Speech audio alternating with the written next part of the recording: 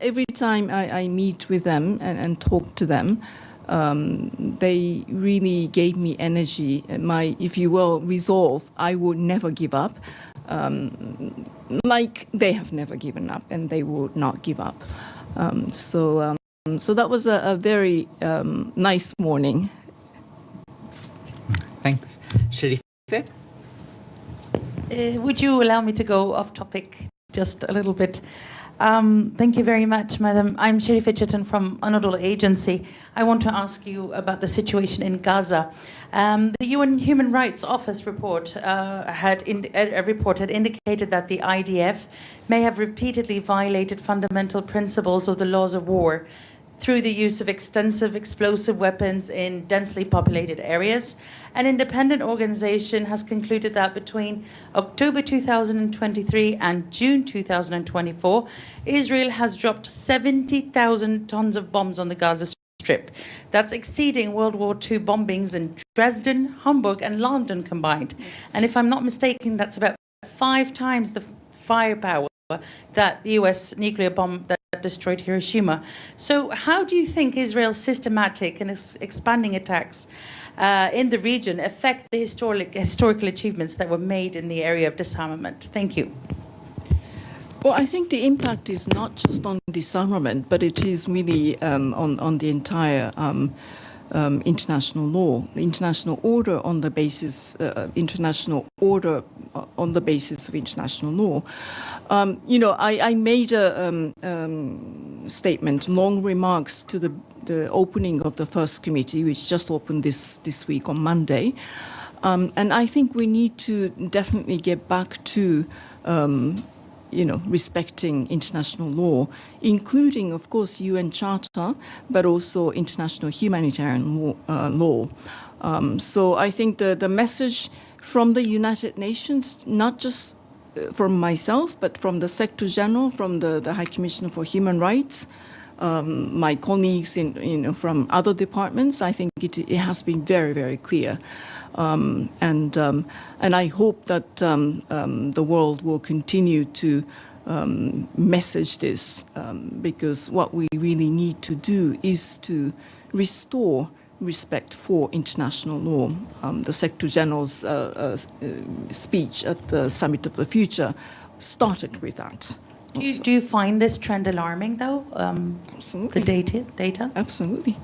Yes, I talked about also, you know, in our area of disarmament, we also have a work stream on what we call EUPA, explosive weapons in populated areas.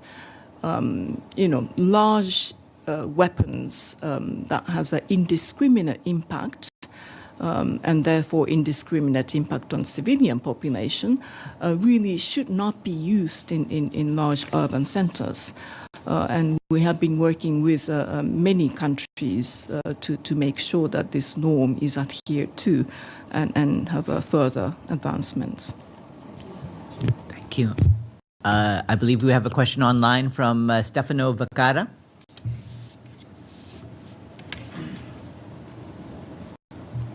Thank you. Thank you very much, Farhan.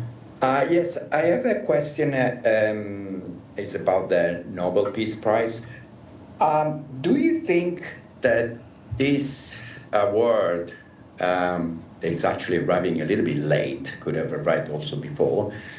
Do you think that this should make all the world, and especially here in this country, reflect on the use of atomic bomb, the history, how it was used against Japan, and that, you know, and still today there is a kind of justification on the use to end the war, and maybe should be, this award should be a moment to reflect and again to assert the fact that that weapon should never been used. Well, I don't want to actually talk about the past. And the reason is that the work of the Hibakushas and Nihon Hidankyo is really focusing on, rather than looking back, make sure that we will not make new hibakushas. Their slogans are no more Hiroshima, no more Nagasaki.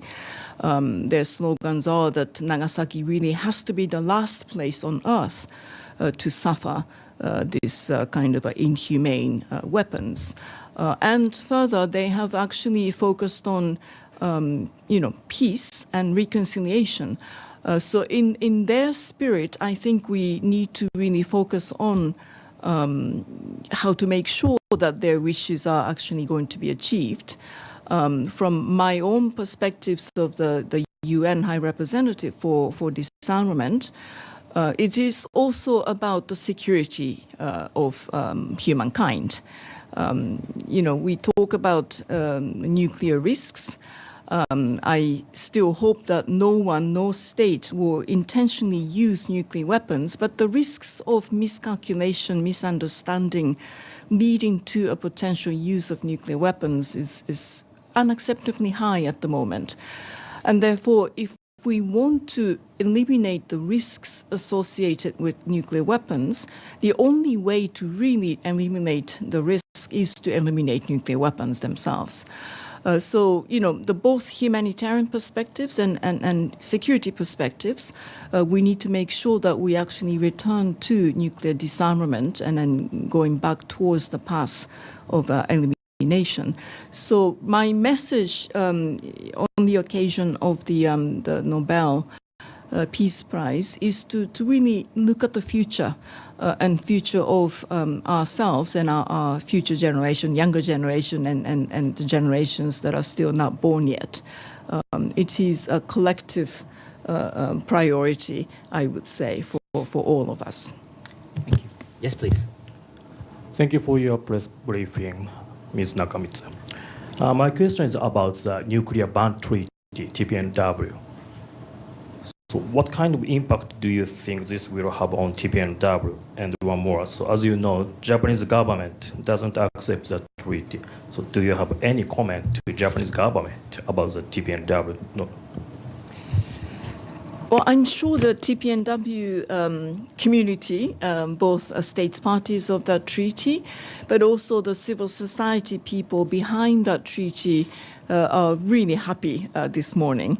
I haven't spoken to anyone from that community yet because it just happened today. But I'm sure that will create further momentum for the TPNW community as well. And the hibakusha themselves, actually, they were absolutely instrumental in also creating that treaty as well. Now, the Japanese government has been saying that, that treaty is and will be important as a sort of end state of a nuclear disarmament. So I don't think that they are outright